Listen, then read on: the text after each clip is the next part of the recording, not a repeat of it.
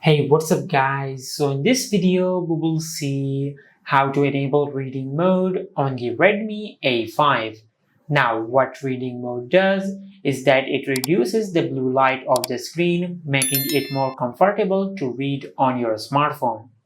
Now, this smartphone does not have reading mode, but it has a feature which is similar to reading mode, which is called night light. Now to enable night light, just swipe down from the top of your smartphone and tap on night light. Now if you cannot find the night light option in your control center, just tap on the pencil icon on your control center.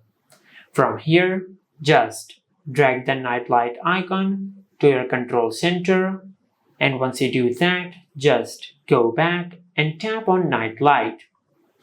Now if you tap and hold on the night light icon, you can increase or decrease the intensity of the night light by increasing or decreasing this slider over here, just like that. And this is how you can enable reading mode on the Redmi A5.